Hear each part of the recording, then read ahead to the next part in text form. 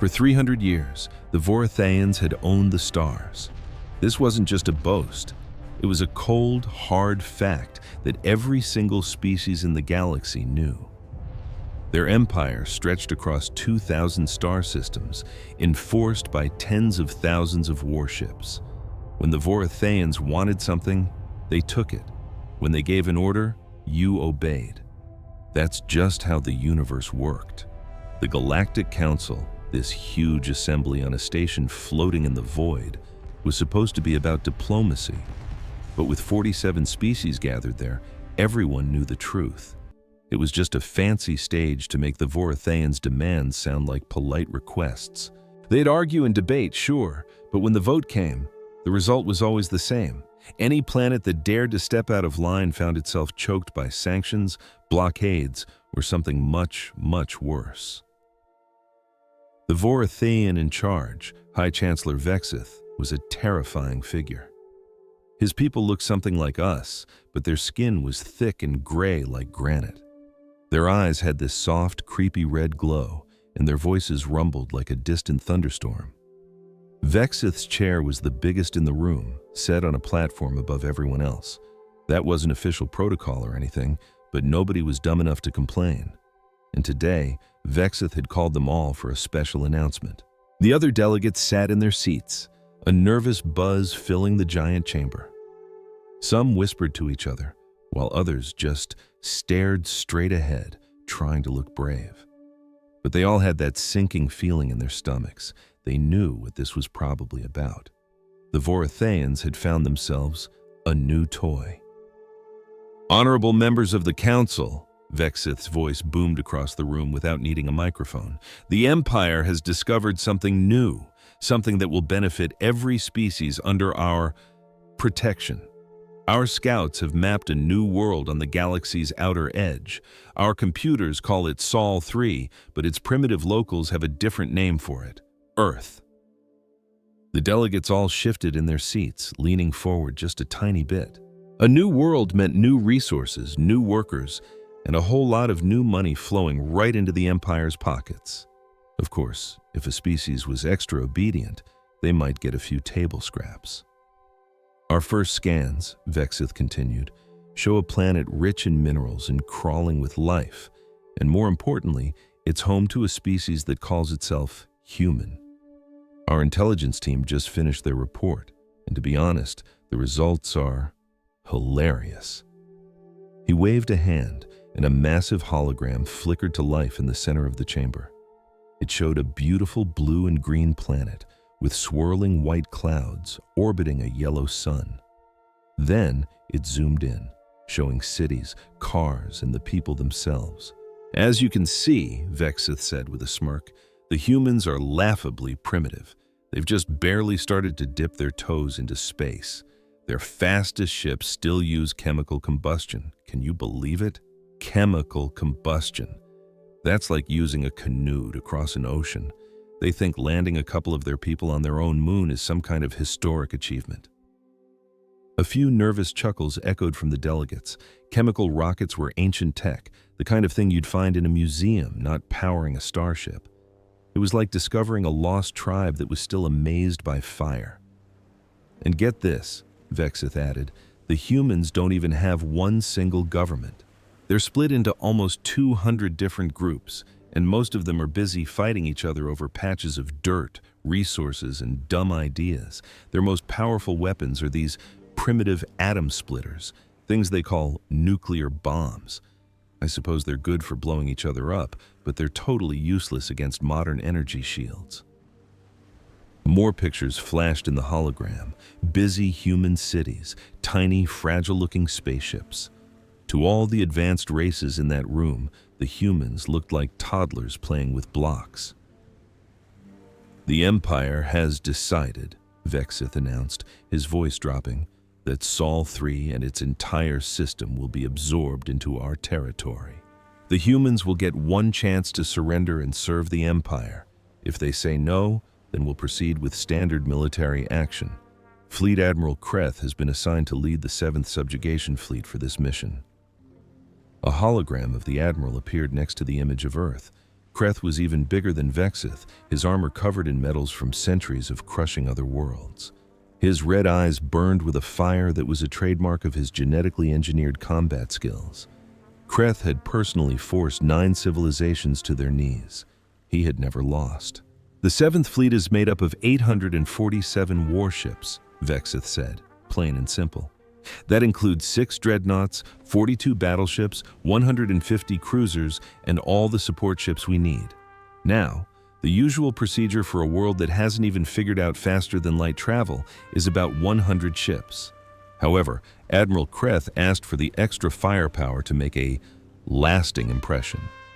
We want the humans to understand right away and with zero doubt that fighting back is not an option. The delegate from Thaxia, a small insect-like creature, nervously raised a claw. "Hi, Chancellor. Forgive me, but is a fleet that big really necessary for a species like this? It seems like a bit much." Vexith's glowing red eyes snapped to the Thaxian, who immediately lowered its arm. "The size of the fleet isn't just about what we need, delegate," Vexith growled. "It's about sending a message to everyone. The Empire's power has no limits. Our resources are endless. We can throw almost 1,000 warships at one little primitive planet because we have tens of thousands more just sitting around. Let this be a lesson to all of you." The Thaxian delegate practically melted back into its chair. The message was loud and clear. The Voratheians could crush anyone with sheer numbers alone, even an enemy that was absolutely no threat at all. "The operation will begin in 3 standard weeks," Vexith went on. "The Seventh Fleet is gathering at Staging Point Gamma.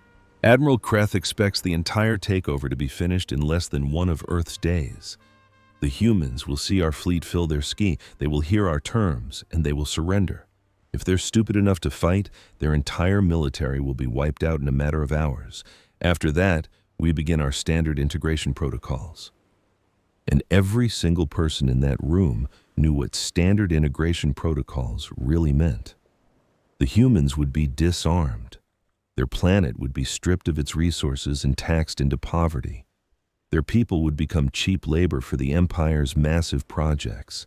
Their culture would only be allowed to exist if it didn't bother their new Voratheian masters. In a single generation, Earth would become just another cog in the Imperial machine, its people just another nameless, faceless workforce for their overlords. "This council session is now open," Vexith declared. "All of you will be given a live feed from the Seventh Fleet's mission. The Admiral has generously agreed to broadcast the whole thing, so the galaxy can see Voratheian efficiency in action. I expect every single one of you to watch, and to make sure your homeworlds are watching too. Let it remind you of our strength and how completely stupid it is to resist." With that, Vexith turned and walked out of the chamber, leaving the delegates in a stunned, heavy silence. Then, one by one, they got up and shuffled out, heading back to their quarters to report the news. In a quiet hallway, the Thaxian delegate caught up with the representative from Draxus, a big, furry, wolf-like creature. "Do you think they have any idea?" the Thaxian whispered. "The humans.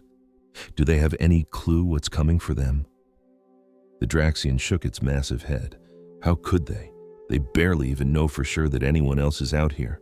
For decades, they've been shooting radio waves into the darkness, just hoping someone would answer.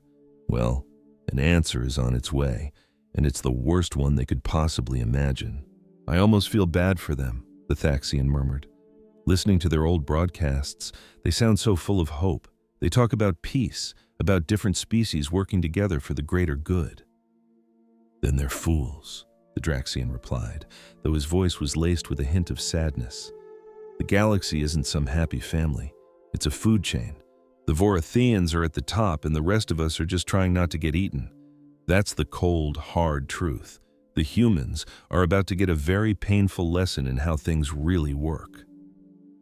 "Well, at least they might survive," the Thaxian said, trying to find a silver lining. "The Voratheians don't usually wipe out a species if they give up right away. If the humans are smart, they'll just surrender." "Maybe," the Draxian rumbled. "But I've looked at their history. Humans are a stubborn species. They fight each other constantly. but they have this crazy, irrational pride. They might do something really stupid. They might actually try to fight back. Then they'll be erased, the Thaxian said with a sigh. 847 Vorithaean warships against chemical rockets and atomic bombs. It wasn't going to be a war. It was going to be pest control. The two delegates went their separate ways. All over the station, people were having the same conversation. A few felt a little sorry for the humans, but most of them were just glad the Empire's hungry eyes were pointed at someone else. Imagine being forced to watch a bully pick on someone 100 times smaller, knowing that if you step in, you're next. That's how dozens of alien species felt, a knot of rage twisting in their guts as they watched the feed. But they knew speaking up was a death sentence. Miles above them, in a heavily armored command center reserved for the Vorithaean elite, High Chancellor Vexith was in a holographic call with Admiral Kreth. Kreth's shimmering, larger-than-life image filled the room. Vexith reported, "The Council has been informed. They'll be watching, as required by law." A few grumbled about feeling sorry for the humans, but not one dared to vote against the annexation. "As expected," Kreth sneered. "They're terrified of us, and that's how it should be. Have you reviewed my battle plans?" "I have. The fleet you've gathered seems excessive." "I approved your request for extra ships because your reasoning was solid," Vexith clarified. "This entire operation must be a demonstration of overwhelming, soul-crushing power. Let the whole galaxy tune in and learn what happens to species that can't contribute their fair share." Kreth gave a sharp nod. "The 7th Fleet will arrive in the Sol system in exactly 3 weeks. We'll drop out of hyperspace right next to their 4th planet, a dusty rock they call Mars. From there, we'll issue our standard ultimatum in all their main languages. I've looked into their technology. They have this primitive little network called the Internet that links their whole world. We're going to hijack it and blast our message to every single screen they own all at once." Vexith leaned in, intrigued. "And how do you predict they will react?" "Utter and complete panic," Kreth said, a cruel grin spreading across his face. "Their governments will be falling all over themselves to contact us. It'll be pure chaos as they argue and point fingers. A few might puff out their chests and want to fight, but their generals will realize pretty quickly they don't have a prayer. I'd say we give them 6 hours, tops, before they beg to surrender." "And if they refuse?" Vexith prodded. "If they refuse," Kreth went on, "we start vaporizing their military bases one by one. They'll cave after we turn a few into craters." "And if they're still feeling stubborn after that?" Kreth's eyes took on a dark, hungry glow. "Then we begin orbital bombardment of their largest cities. Trust me, one city turned to ash will be enough. They'll give up on the spot. Humans are pathetically emotional. Our psychological profiles show they would never sacrifice their own civilians for a war they know they can't possibly win." "Excellent. Just remember, Admiral," Vexith cautioned, "the entire galaxy is watching this. Keep it clean, keep it quick, and make it absolutely horrifying.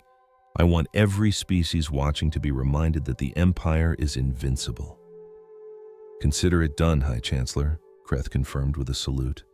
"The 7th Fleet will bring nothing but glory to the Empire.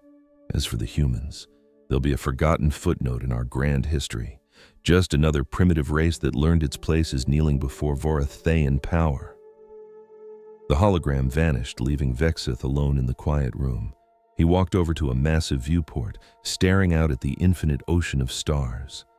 Somewhere in that vast darkness, the human race was living out their daily lives, totally unaware that their fate had just been sealed. In just 3 short weeks, their entire world would be turned upside down. Vexith felt no guilt, not even a flicker.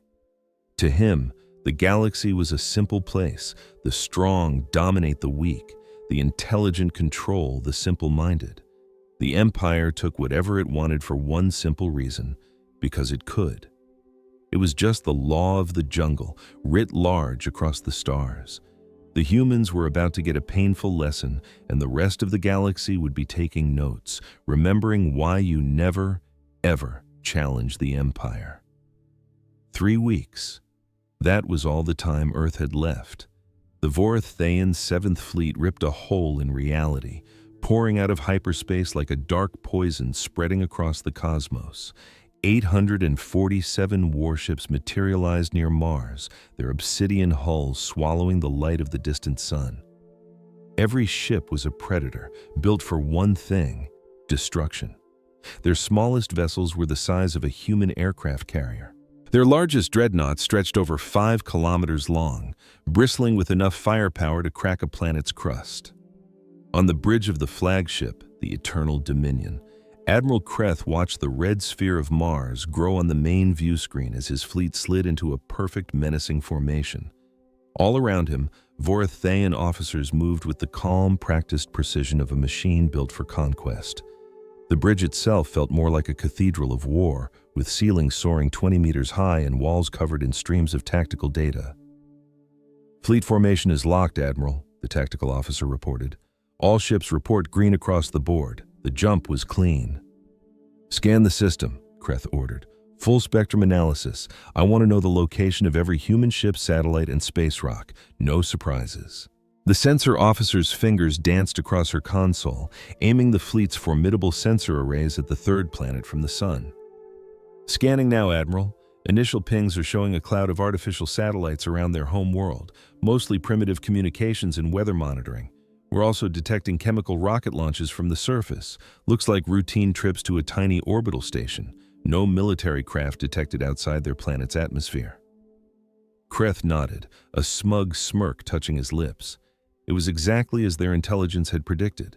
The humans had barely waded into the cosmic ocean with a dinky little space station and no real navy. They had no patrols, no early warning systems beyond those primitive satellites. They were completely oblivious to any threat that came from beyond their own moon. "Open a channel to the Galactic Council," Kreth commanded. "Broadcast on all public frequencies. Let them all witness this glorious moment." Across the galaxy, on the Central Council Station and on the home worlds of 47 member species, screens came to life. Trillions of beings were now watching the Vorathaean fleet hanging in the dark, a silent promise of destruction. In the Great Council Hall, delegates shifted in their seats, ready for what they assumed would be a quick, brutal spectacle. "Channel is live, Admiral," the comms officer confirmed. "Attention, inhabitants of Earth," Kreth began, his voice booming as the ship's computers translated it into 17 of Earth's most common languages in real time. "I am Fleet Admiral Kreth of the Vorathaean Empire. Your world has been selected for annexation.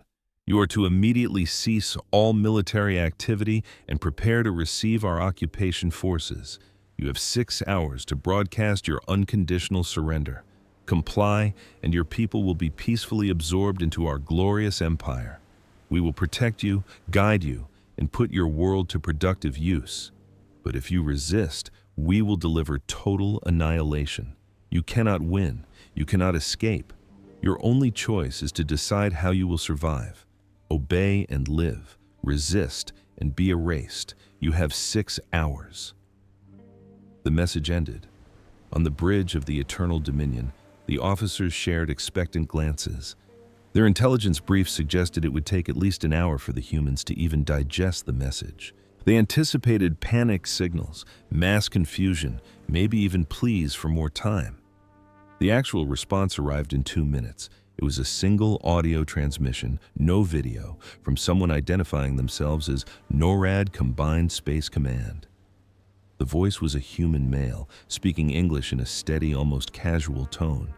"Yeah, that's going to be a no from us. Maintain your current position beyond lunar orbit, or you will be fired upon. This is your one and only warning. NORAD out."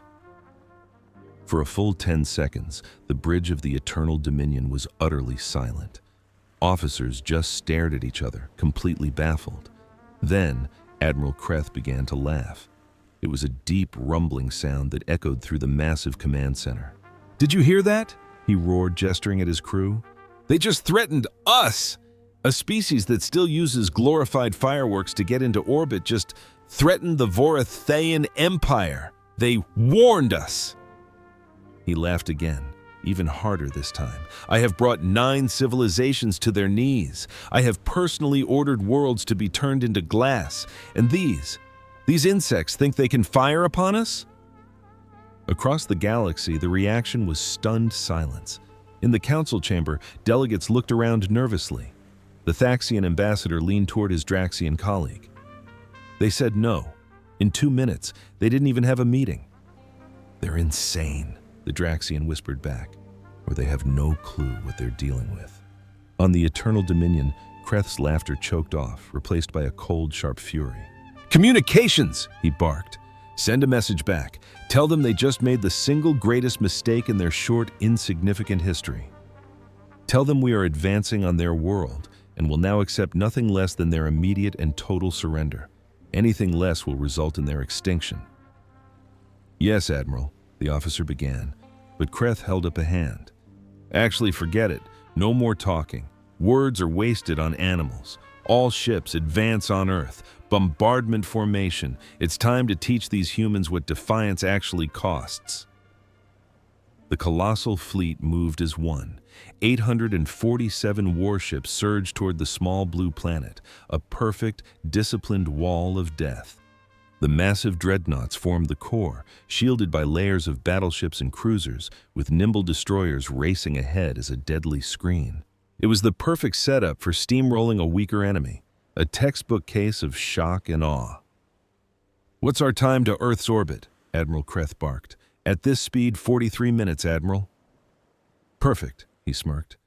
Keep all sensors on maximum. If these humans are foolish enough to pop off one of their little firecrackers at us, I want to see it coming. But just then, the sensor officer's voice cut through the air, sharp and panicked.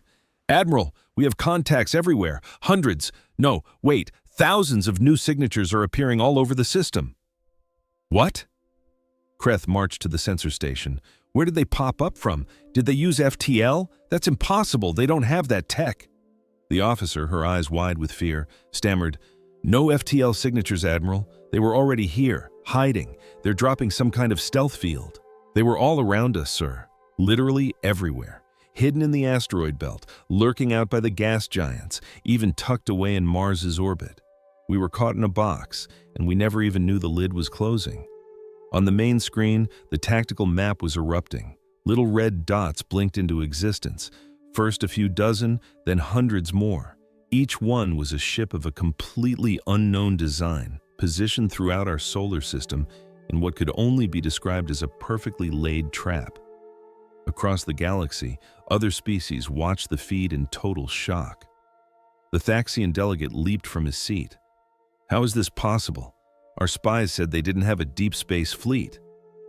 Kreth just stared, his mind scrambling. Analysis, what are we looking at? What are these ships capable of? The reply was chilling. Unknown, Admiral. They're not in any of our databases. Their energy signatures are bizarre. They don't match any known engine. It seems to be some kind of reaction drive, but the power output is off the charts. Way more advanced than a pre-lightspeed species should have. Sir, they're running cold, almost zero heat signature. That's how they snuck right by our long-range scans. Give me a head count now, Kreth demanded. We're still counting, sir. We're at 437 contacts. Hold on. It's now 612. More are dropping their cloaking fields as we speak. 600 ships against their 800. The odds were still on their side, but this was a nightmare compared to what they'd been told to expect. These humans weren't just some primitive race taking their first steps into space. They had been waiting. They had been preparing for this. Sir, we're getting a message from Earth, the communications officer said. On screen, Kreth commanded. The same cold, robotic voice they'd heard before from NORAD filled the bridge. Vorathion Fleet, you were told to maintain your position outside lunar orbit. You have now entered our defensive zone. You will immediately withdraw to a position beyond the orbit of Mars, or we will open fire. You have 60 seconds to comply. Kreth's hands clenched into tight fists. Withdraw? They have the nerve to order us to retreat? Lock every weapon on the closest human ship. All vessels, on my signal, get ready to fire. We're about to teach these upstarts what happens when you threaten the Empire. The tactical officer spoke carefully. Admiral, I strongly suggest caution. We have no idea what their capabilities are. Maybe we should... Silence, Kreth roared. "We are the Vorathean Empire. We don't show caution to primitives. We don't back down from anyone. All ships target the human fleet and fire at will." The Vorathean fleet unleashed a storm. A torrent of energy weapons lit up the void, with thousands of plasma bolts screaming toward the human ships. It was the kind of overwhelming power that shattered planets and turned fleets into dust. But the human ships just moved. They didn't glide or turn like normal spacecraft. They moved in short, violent bursts, their engines firing in sharp, unpredictable patterns.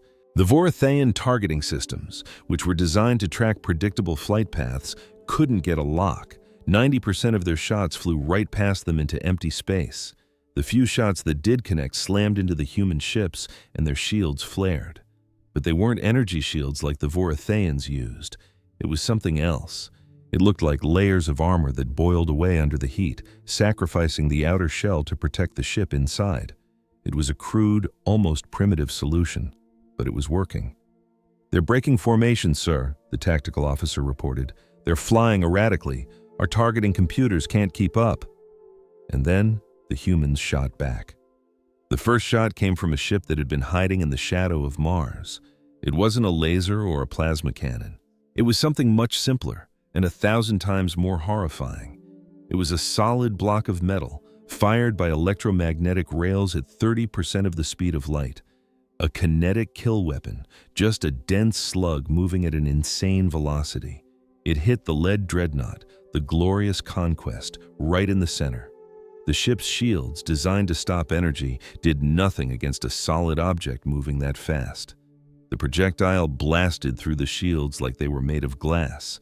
It tore through 2 kilometers of armor plating, ripped through deck after deck, and slammed into the reactor core deep inside the ship.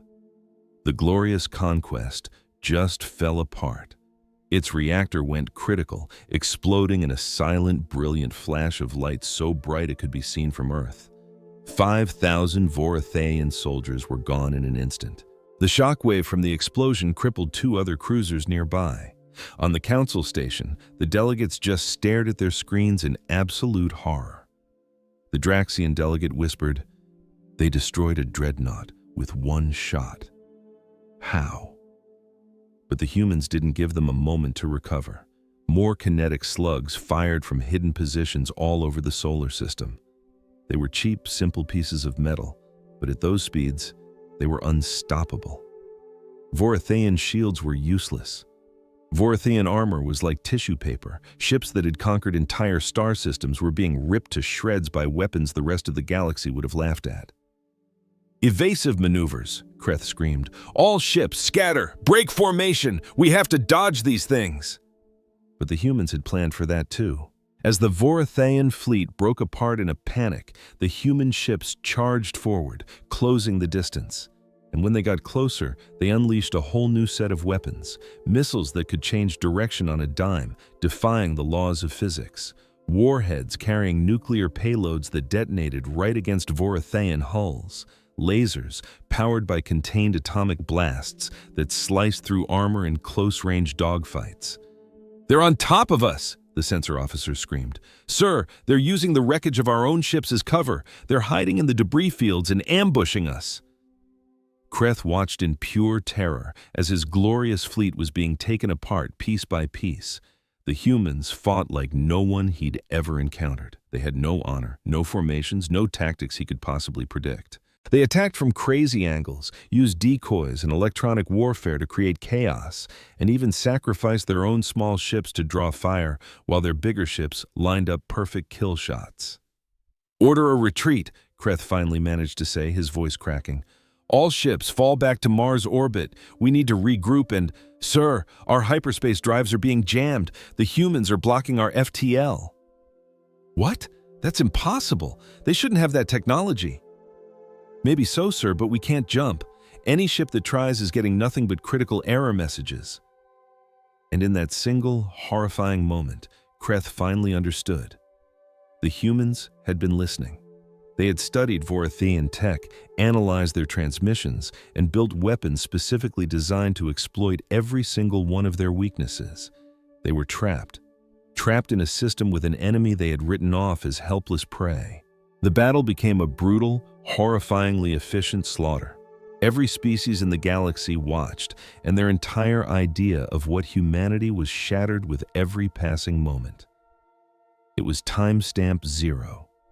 The Voratheian fleet, now just a panicked mess of ships, was desperately trying to form a new battle line. Admiral Kreth's orders were screaming across every channel, begging his ships to get back into standard defensive formations. But standard tactics were completely useless. The humans had been studying Voratheian strategy for 40 years.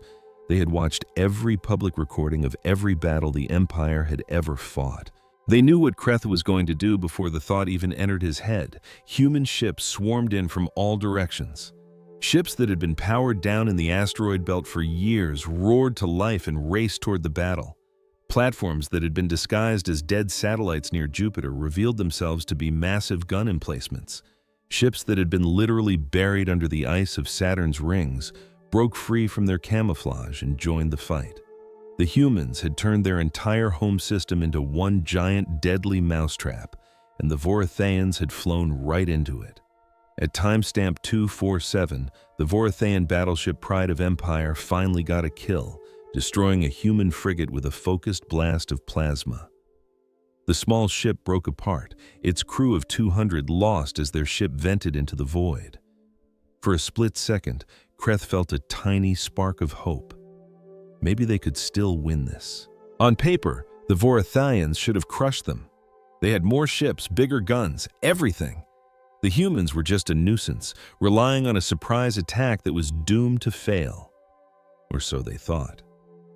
Suddenly, 6 human destroyers ghosted out from behind the burning husk of their own frigate. It clicked into place a second too late. The ship hadn't been lost. It was bait, dangled out there to make the Empire's flagship, the Pride of Empire, reveal its position. The moment it fired, human targeting computers had it cold. The 6 destroyers fired in perfect unison, not with energy beams, but with a flood of missiles. Dozens from each ship, a swarm of over 100 warheads converging on a single spot in space. The Pride of Empire's point defense cannons desperately tried to shoot them down, but it wasn't even close. A series of nuclear blasts blossomed silently against the battleship's hull, shattering its shields and ripping its armor open like a tin can. The very last missile slipped through the chaos and found its way deep into the ship's reactor core. The Pride of Empire simply vanished in a blinding flash, taking its 4 escort cruisers with it in the blast wave. The smaller ships were sent tumbling away, dead and broken. Billions of light years away, species that had lived in fear of the Voratheians watched the broadcast, torn between sheer terror and a dark sense of satisfaction. The Taxian delegate gripped his chair with all 4 of his hands, his eyes wide. The Draxian beside him was trembling. "They're using strategies we couldn't even imagine," he whispered. The Draxian observer just couldn't process what he was seeing. "How's that possible?" he mumbled. "Every ship is acting independently, but they're moving as one.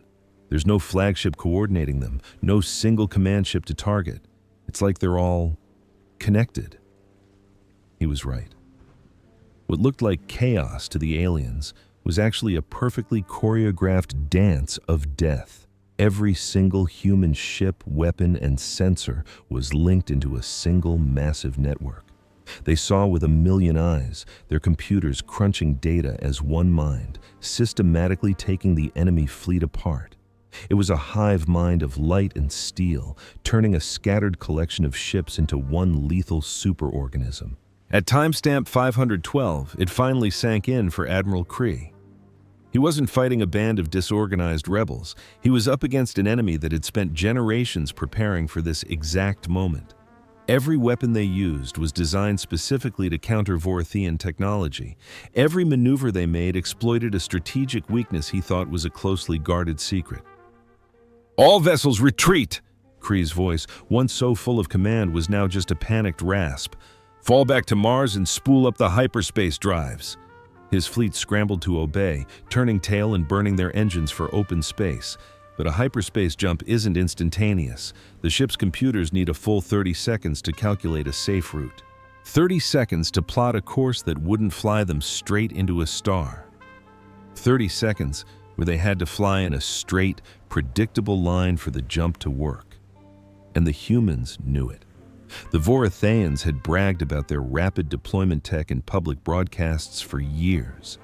The humans hadn't just watched the commercials, they had built their entire strategy around that tiny 30-second window of absolute vulnerability. The second a Voratheian ship steadied itself for a jump, a storm of human missiles would scream towards it. Every single ship trying to escape became a priority target. Kinetic slugs, nuclear warheads, and laser beams slammed into the helpless vessels, turning them into expanding clouds of fire or sending them spinning off into the void with their escape routes destroyed. "We can't escape and we can't fight them!" the tactical officer shrieked, his voice breaking. "Sir, they're just picking us off. We've lost 43 ships in the last minute." Admiral Cray could only stare at his tactical display as the red icons of his fleet blinked out, one by one by one. This was meant to be a simple demonstration of power, an easy victory. Instead, it was an execution. At timestamp 833, the Voratheian cruiser Infinite Victory finally scored a hit, vaporizing a human frigate that got too bold. A grim smile touched the lips of its captain, Threxus. Finally, they could still fight back. That small moment of victory lasted precisely 4 seconds.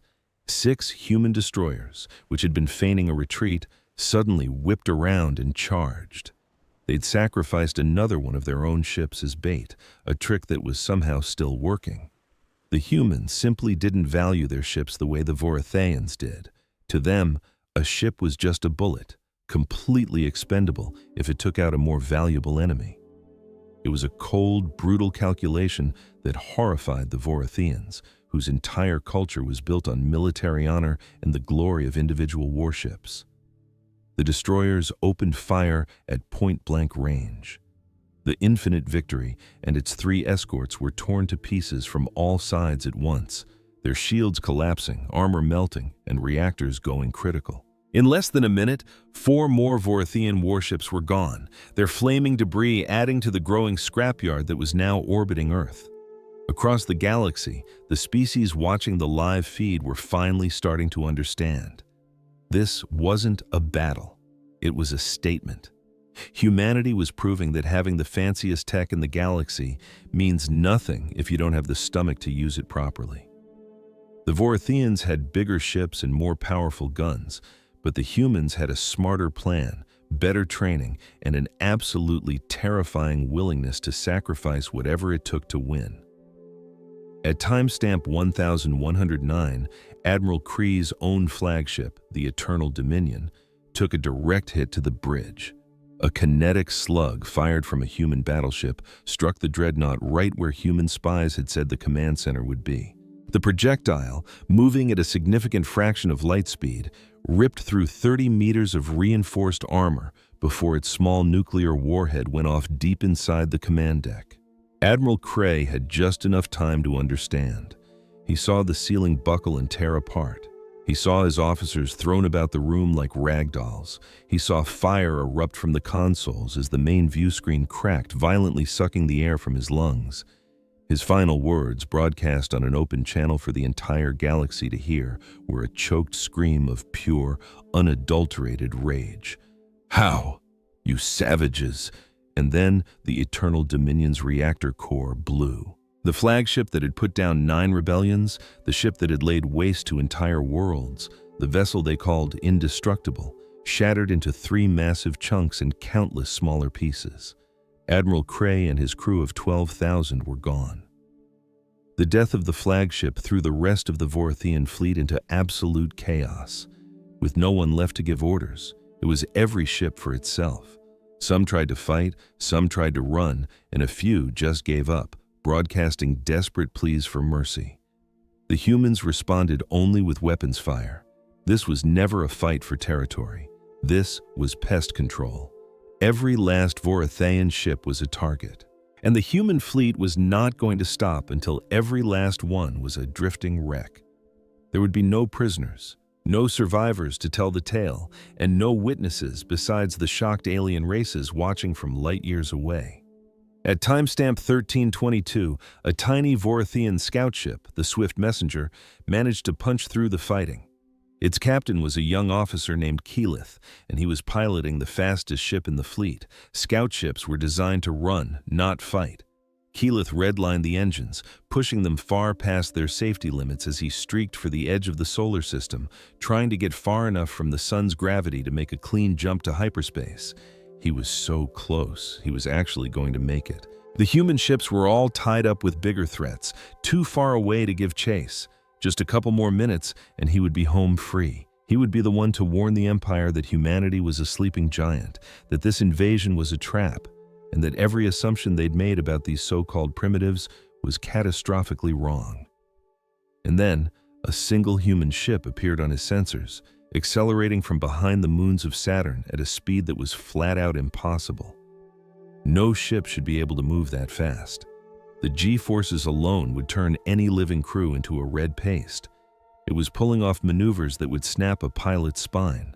In that final, horrifying moment, Keyleth finally understood. The ship chasing him had no crew. It was a drone, guided by an artificial intelligence capable of feats no organic pilot could ever endure, and it was faster than he was.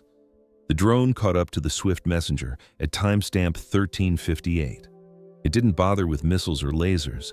It simply rammed the scout ship at an unbelievable velocity, its armored nose tearing straight through the engine block.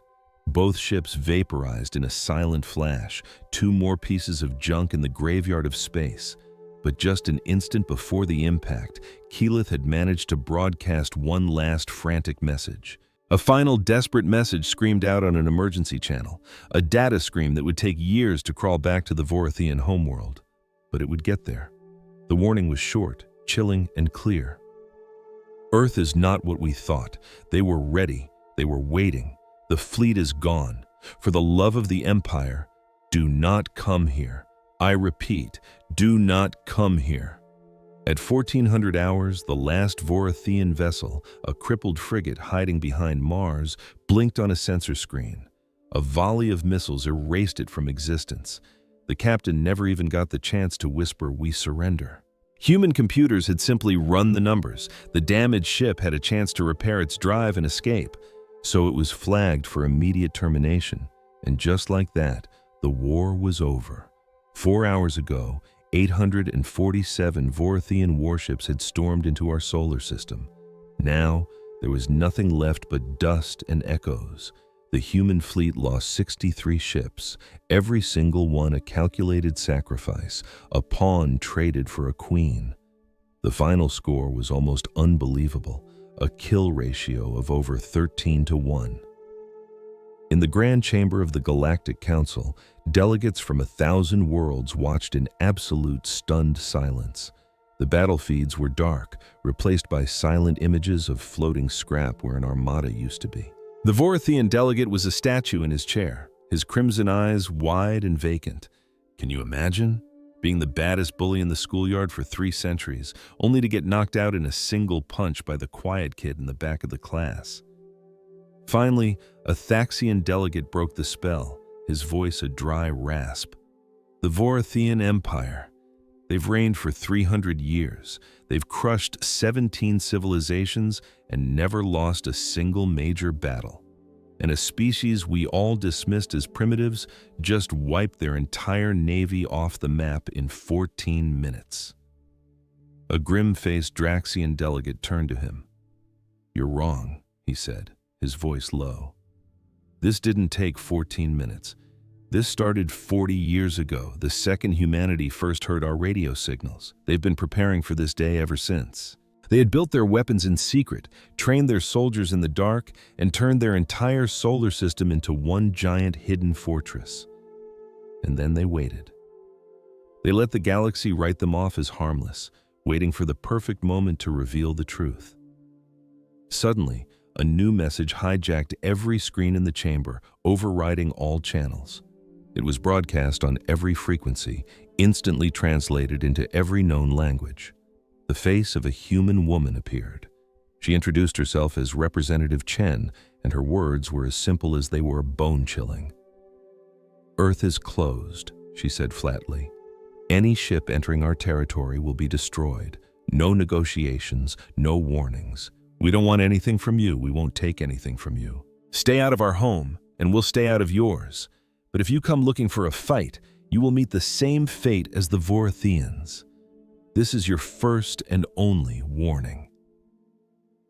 The transmission ended, plunging the galaxy into a silence thick with a terrifying new reality. Humanity had just announced its arrival on the galactic stage, not with a handshake, but with a tidal wave of brutal, efficient violence. The council chamber was overflowing. It had never been this packed.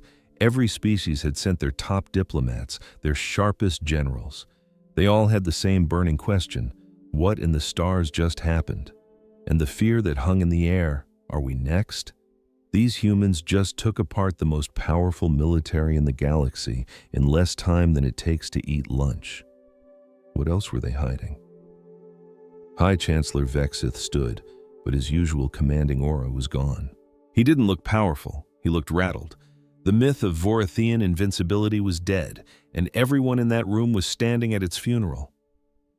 "The Council recognizes the human delegation," Vexith announced, his voice a pale shadow of its usual boom.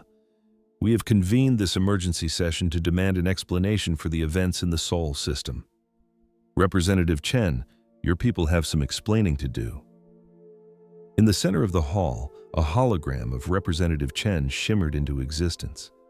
She stood life-sized in a plain dark blue uniform, unadorned with medals or ranks. She was a small woman with short hair and a face that was impossible to read. She had the calm demeanor of someone who knows they're holding a royal flush. "High Chancellor," Chen started, her voice perfectly level. "You say we have explaining to do. I disagree. We owe you nothing. But in the interest of preventing any future misunderstandings, I will offer one." The Thaxian counselor, picking his words as if walking through a minefield, voiced the question on every being's mind. "Representative, our intelligence indicated your species was centuries away from faster-than-light travel. You had no energy shields, no plasma weapons. How did you possibly defeat a fleet that had all of that technology and more?" Chen allowed herself a tiny, cold smile. "Counselor, that question highlights the fundamental mistake you all made about Earth. You scanned our technology and thought you knew our measure. You saw chemical rockets and nuclear fission and wrote us off as a primitive curiosity. You were catastrophically wrong." A timeline appeared beside her. 40 years ago, our radio telescopes picked up your signals, specifically Vorithian military comms. We heard you bragging about your conquests, laying out your battle plans. We learned two things that day. One, we were not alone in the universe. And two, it was a neighborhood run by a violent empire that treated emerging species like us as pests to be exterminated. A nervous shuffle went through the chamber. Many of the delegates had been right here in this room, nodding along as the council approved those Vorithian pacification campaigns. Chen continued, "The governments of Earth came together. For the first time in our turbulent history, every nation, every faction agreed on one single policy. We would not be next. We would prepare. We would be ready for the day the Vorithians showed up at our door, because we knew eventually they would." "You spent 40 years preparing for one battle?" a Draxian general asked, his voice full of disbelief. "How do you keep a secret that big?" "We went dark," Chen said. "We turned off every deep space transmitter. No more friendly greetings sent out to the cosmos. To the galaxy, it looked like we were just what you assumed. A backward race, playing with firecrackers in our own little corner of space. You had no idea what we were building in the shadows." The display shifted, showing mind-boggling images of shipyards carved into asteroids, bases hidden on the far side of the moon, and weapons platforms disguised among the rings of Saturn. "We dedicated 15% of our planet's entire economic output to a single, unified military project. Every nation contributed. We built our fleets where your long-range sensors would see nothing but rock and ice. We mined our system for every resource we could find. We trained generations of soldiers for a war we prayed would never come. All of it, designed from day one to be completely invisible to you. But your technology, Vexith blurted out, his voice cracking with desperation. Your weapons, they were kinetic slugs. They're ancient. They shouldn't have been able to even scratch our shields. Chen fixed her gaze on the shattered Vorathian delegate. We studied you, High Chancellor. For 40 years we listened. We analyzed every battle you ever fought. We dissected every piece of data you so arrogantly broadcast across the galaxy for everyone to see. Your ship designs, your shield frequencies, your armor composition, your tactical doctrines. You shouted your strengths from the rooftops, so proud of your power. She let that sink in. You handed us the instruction manual on how to defeat you. Your shields are designed to stop energy bolts, but they barely slow down a solid chunk of metal moving at a fraction of the speed of light. Your armor can absorb plasma, but it shatters like cheap pottery when hit with a massive kinetic impact. Your tactics rely on rigid, predictable formations. We used chaotic swarms. We never tried to beat you at your own game. We built the perfect counter to it. The Thaxian counselor spoke again, his voice now trembling. You mentioned kinetic weapons. To accelerate a projectile to 30% of light speed, the power required is astronomical. How could you manage that without advanced shielding to protect your own ships from the recoil and energy bleed? We don't use shields like yours, Chen said. We use something called ablative armor. It's crude, it's cheap, and it's effective. When your plasma cannons hit our ships, the outer layers simply boil away, absorbing the energy and protecting the hull. Simple. A lot of our technology is simple, Counselor. That's its strength. It's reliable, it's easy to build in massive numbers, and it doesn't depend on rare exotic materials. The display showed a human warship. It was ugly, blocky, and clearly built for function over form. Our ships are stubborn. They're built with layers of redundant systems. If one system gets knocked out, there are 3 more ready to take its place. If a component fails, you can hot swap a new one in seconds. Sure, they're not sleek or beautiful like your starships, but they work. And while you were busy polishing chrome, we were building thousands of them. It was like a light bulb went on in the chamber. An entire species, pushed to the brink, had secretly transformed their whole world into a weapons factory, and no one out here had the slightest idea. A delegate from a minor species called the Yark stood up, his voice trembling. Representative Chen, your methods were barbaric. You used your own ships as decoys. You sent your people on suicide missions just to take down one of our dreadnoughts. You gave no mercy and took no survivors. Is that just how your kind wages war? Chen's face was a stone mask, completely unreadable. Yes, she said, her voice flat. When we go to war, we intend to win. We couldn't care less about glory or so-called honor. We fight so we can see the next sunrise. Every single pilot who strapped into a cockpit for that battle knew they were probably on a one-way trip. They signed up anyway because they understood exactly what was at stake. If the Vorathians had won, Earth would just be another slave world. Our children and their children would have been born in chains. We made a choice. We'd rather die on our feet than live on our knees. Her eyes scanned the room, lingering on the delegates from worlds that had already bowed to the Empire. I'm sure some of you see us as monsters, but consider this. We gave Admiral Kreth a way out. We warned him to turn his fleet around. But he just marched forward, completely convinced of his own superiority. He looked at us like we were primitives who would just roll over and surrender. He was wrong, and his entire fleet paid for his arrogance with their lives. The Draxian observer leaned forward, his voice a low rumble. But what about your stealth technology? How on earth did you hide thousands of ships from their deep-range sensors? Chen's reply was simple. Basic physics. We built our ships to run cold with almost zero emissions. We relied on passive sensors right up until the moment of attack. We hid our fleet where your scanners would never bother to look twice, inside the asteroid belt, among the rings of Saturn, even on the dark side of our own moon. We were right in front of you the whole time, disguised as space rocks and dead satellites. You were looking for powerful warships with shields blazing and weapons hot, she went on, a faint, cold smile on her lips. You weren't looking for quiet, patient hunters waiting for the perfect moment to strike. You thought your advanced tech made you invincible, but we had patience and strategy. We spent 40 years doing nothing but watching you, learning your every move. We became the galaxy's top experts on Vorathaean military doctrine without ever firing a single shot. By the time the first missile was launched, we already knew how you would react before you did. The High Chancellor Vexith's crimson eyes burned with a rage he could barely contain. You talk about self-defense, but you completely annihilated an entire armada. 12,000 Vorathaean soldiers died in that battle, he spat, and their only crime was following orders to expand the Empire. Chen turned to look him straight in the eye, her voice dropping to a freezing whisper. Their crime was trying to conquer our home. High Chancellor, they showed up at our doorstep with 800 warships and gave us two choices: surrender or be destroyed.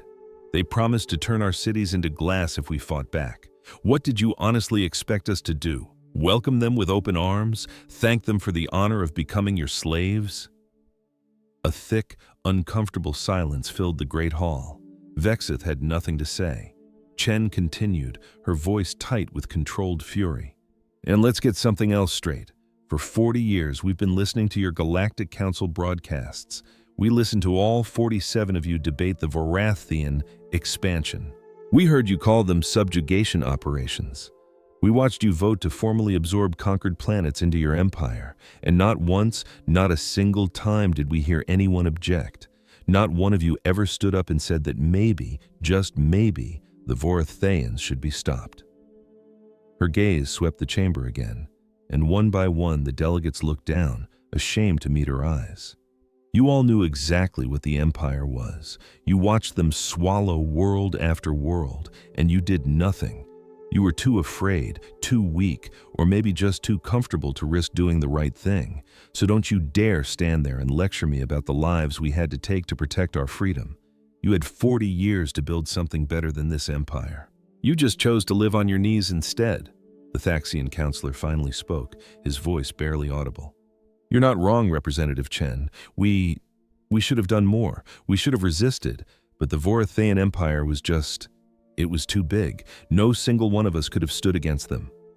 Then you should have stood together, Chen retorted, her tone cutting like a razor. There are 47 species on this council, billions of people on thousands of worlds. If you had united against them 3 centuries ago, the Empire never would have become the monster it is today. But you didn't. You chose a quiet life of submission over a freedom that was worth fighting for. She let her words hang in the air for a moment before her voice changed, becoming calm and firm. Earth will not make that mistake. We are not joining your council. We want no part of your politics. We will never again trust our survival to others. Effective immediately, we are claiming our solar system and a 50 light-year exclusion zone around it. Any vessel crossing that border without our explicit permission will be considered hostile and will be eliminated. There will be no warnings. There will be no second chances. 50 light-years, Vexith sputtered in disbelief. That territory covers 17 star systems. There's no way you can defend a space that large. For the first time, a genuine, almost amused smile touched Chen's lips. Can't we, High Chancellor? You also thought we couldn't defend one little planet. You thought 800 warships would be more than enough to crush us. Tell me, how did that work out for you? She brought the star map back up, with a huge red sphere now marking the new human territory. For 40 years, all you saw in our system were primitive chemical rockets. You never saw the shipyards. You never found the weapon platforms. You never once suspected we were preparing for total war. What in the universe makes you think you know what we've been building in the star systems right next door?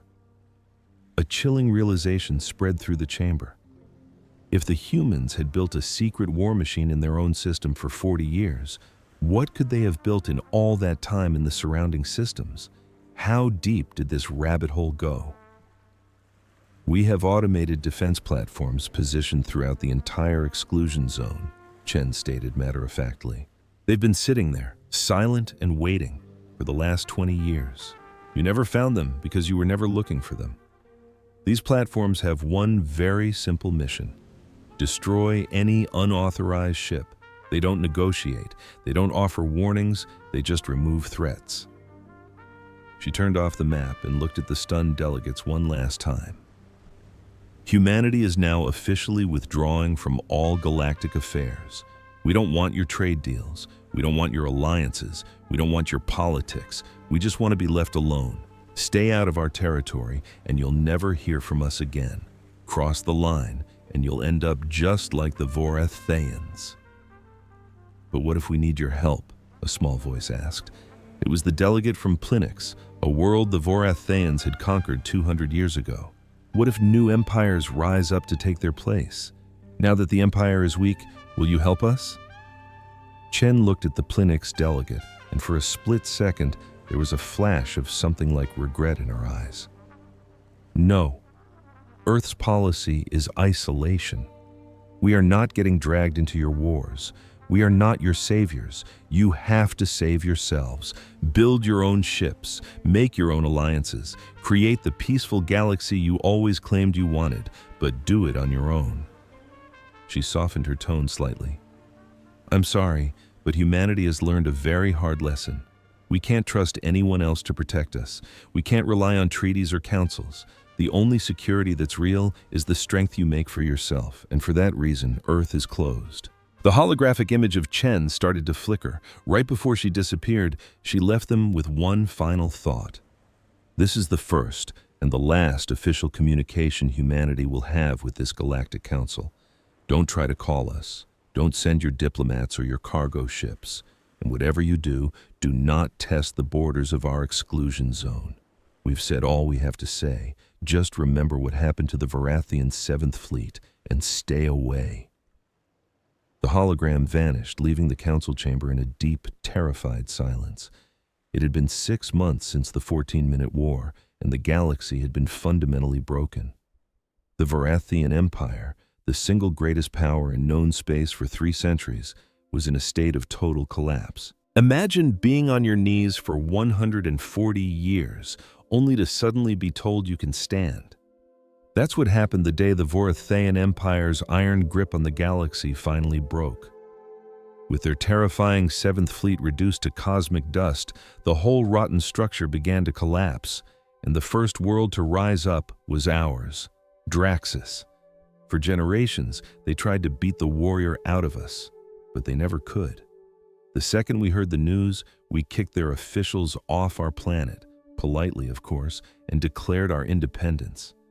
We'd been hiding our old starship blueprints for over a century, just waiting for this day. And just like that, a wildfire of freedom started. Thaxia, Plen, Yulin, a dozen worlds followed, shouting they were free. For some, the occupiers just packed up and left. For others, the local Vorathayan garrisons made a last bloody stand, refusing to believe their empire was gone. The empire tried to fight back, of course. They sent ships to put down the rebellions, but it was like trying to plug 100 holes in a dam with 10 fingers. Their forces were stretched so thin it was pathetic. In just 3 months, half their territory was gone.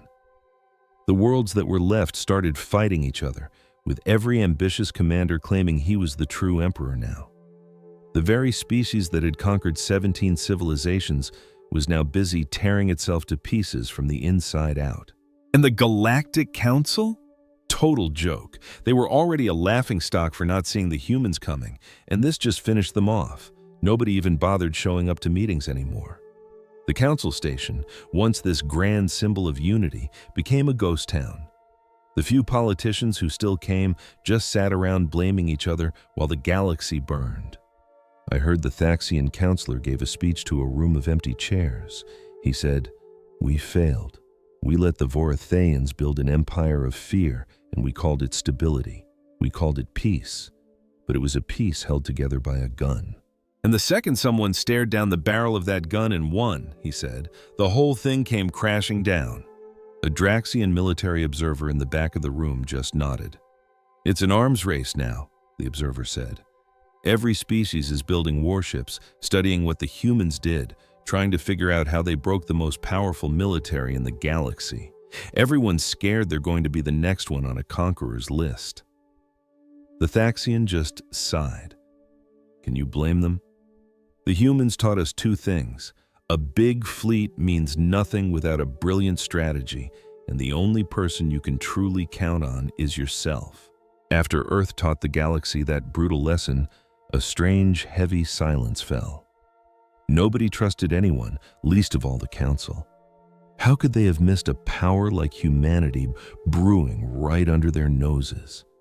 The Draxian ambassador had no answer. While everyone else was panicking and pointing fingers, the human sector went completely dark. A 50 light-year do not enter sign was posted around their system, and nobody was stupid enough to cross it. Our long-range sensors saw things happening near their sun.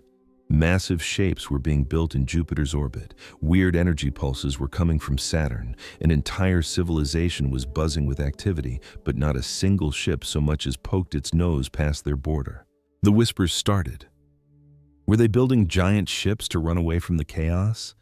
Were they making planet killers to hold us all hostage? Or were they working on something so new, so powerful, that it would make their last victory look like a temper tantrum? The scariest part? No one knew, and no one was dumb enough to go find out. Well, almost no one. A small survey ship from the Planth species made that mistake. They were looking for new homes and drifted just a little too far, about 51 light years from Earth. There was no warning, no turn back now, just a flicker in the void as hidden defense platforms woke up and shredded their ship with railgun slugs. All 37 people on board vanished in a flash. The message was loud and clear. Earth wasn't playing. Stay out, for good. Over on Vexith, one of the shattered remnants of the old empire, the remaining military leaders were in a full-blown panic. They'd lost contact with 17 fleets. Their economy was in a death spiral. A vicious civil war was burning through what little they had left. But the thing that truly kept them up at night was Earth. What's to stop them from coming for us? One commander asked, his voice trembling. What if they see how weak we are and decide to finish the job? They won't, sighed Admiral Thraxus, one of the few top dogs to survive the political mess after the 7th Fleet's destruction. The humans were perfectly clear. They want to be left alone. As long as we stay out of their space, they have no reason to bother with us. But what if the Draxians come for payback? Another commander snapped. Will the humans help us then? Thraxus actually laughed, a bitter, ugly sound. Help us? Did you not listen to Representative Chen's broadcast? She said Earth will not interfere in galactic politics. We're on our own. We dug this grave when we underestimated them, and now we get to lie in it. He pulled up a star chart, and a huge red sphere glowed where human space was. That 50 light-year bubble wasn't just a border. It was a declaration of independence from the rest of us. The humans didn't just win a war, Thraxus said, his voice low. They proved you don't need alliances to be safe. They proved you can go it alone. And now, everyone else was scrambling to learn that same lesson. But in the quiet darkness of space, far from any spying eyes, a secret meeting was happening. 7 different species, including us Draxians, had sent representatives to a hidden ship.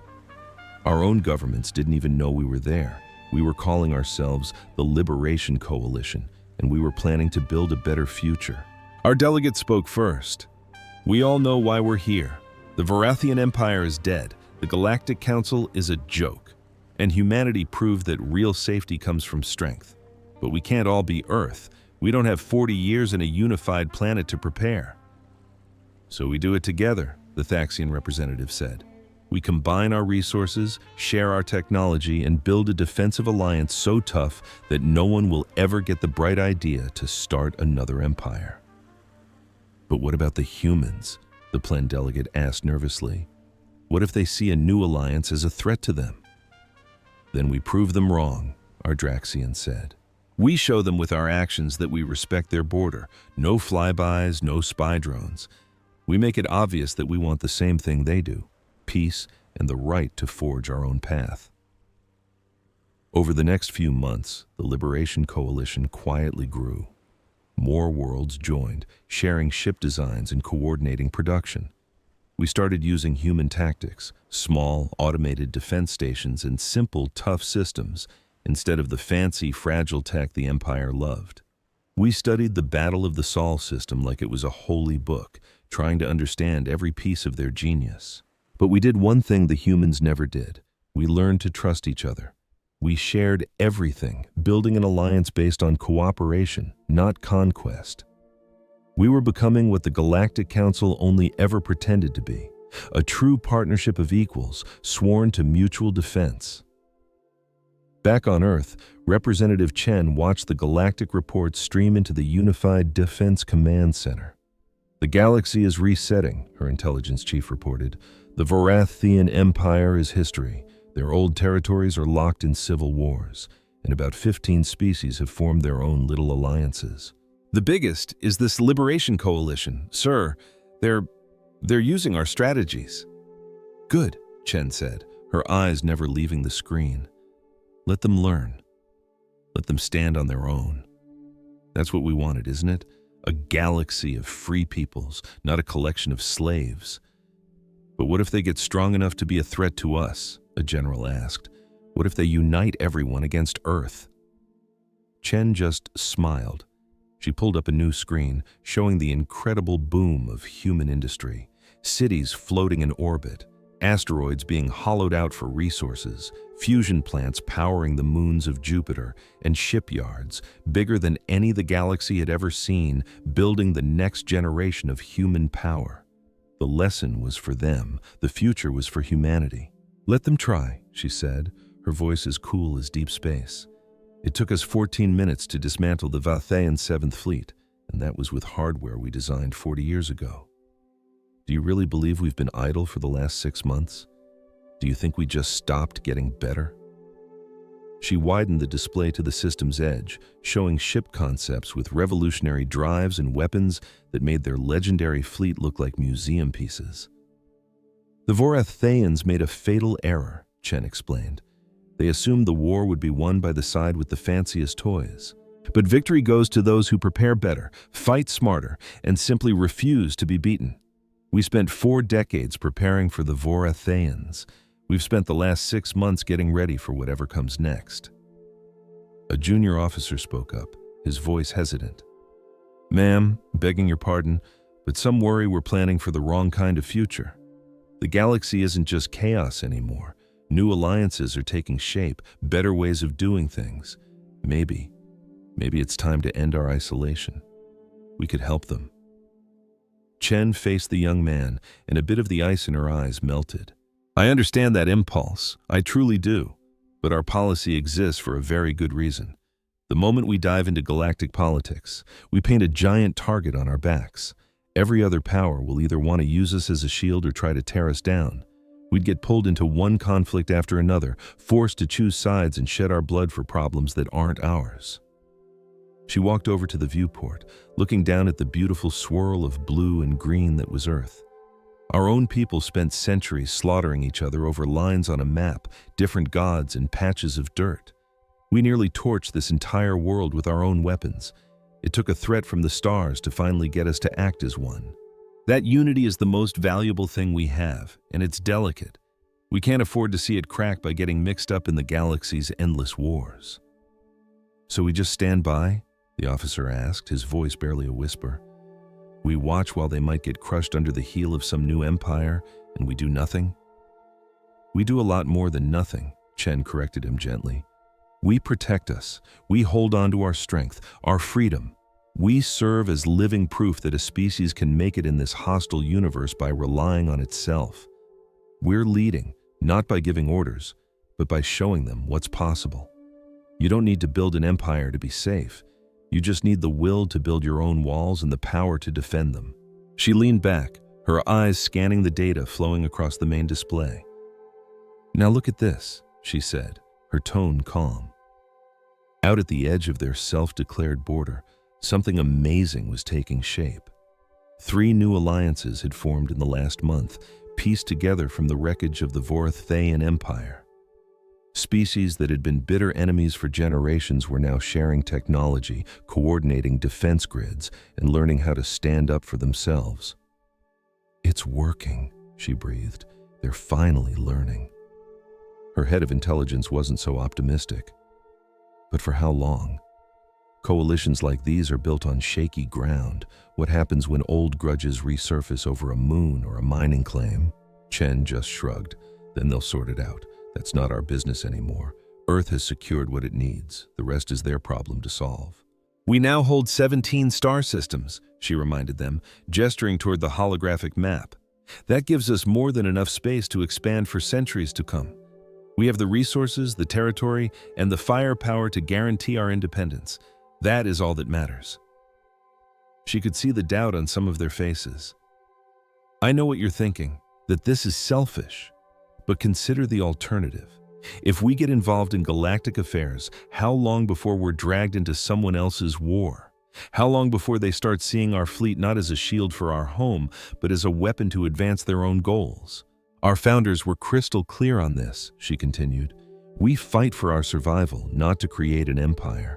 We protect what belongs to us and only us." By following that single simple rule, they would avoid becoming the very monsters they had just overthrown. They would never be another galactic superpower crushing others in the name of a false peace. As weeks turned into months, the galaxy started to mend itself without any intervention from Earth.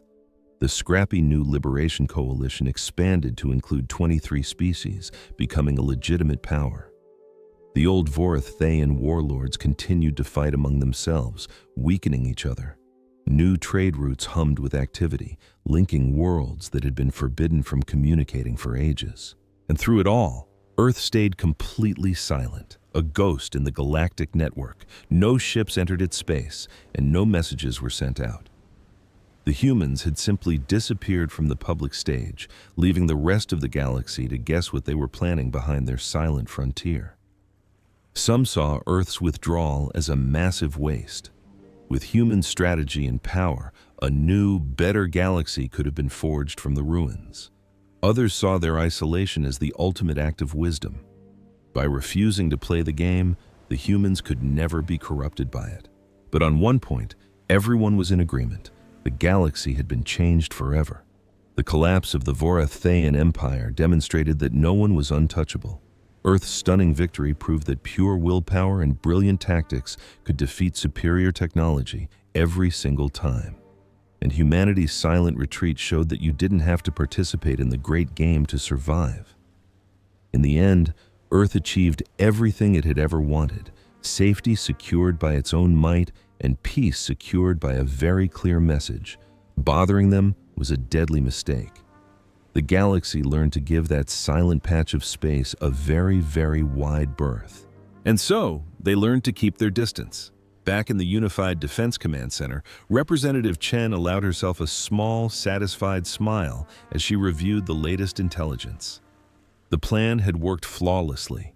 Earth was safe, humanity was free, the rest of the galaxy, for good or ill, was now on its own. "Ma'am," an aide interrupted, approaching her station. "It's the Liberation Coalition on the line again. Another request for diplomatic discussions. They're inquiring if we might consider sharing some defensive technology." Chen answered without a moment's thought. "Send the usual reply. Our stance has not changed. We appreciate their respect for our borders, but we have no interest in treaties or tech exchanges. Tell them to keep innovating," she added. "They've managed to get this far on their own." The aide gave a nod and departed. Chen returned her focus to the screen, watching the symbols of a civilization that was rebuilding, expanding, and strengthening itself in the quiet security they had fought for.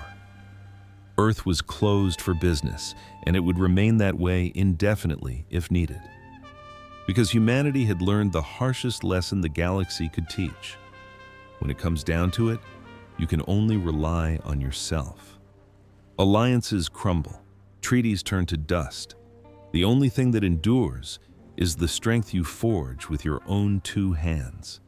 The Vorathaean Empire, a dynasty that had ruled for 3 centuries, was annihilated in 14 minutes. 14. About the time it takes to finish a cup of coffee. And that was a lesson the galaxy would never, ever forget. They would remember that Earth offered them one warning, and only one: stay away. And the galaxy, having finally gained a little bit of wisdom, did precisely that.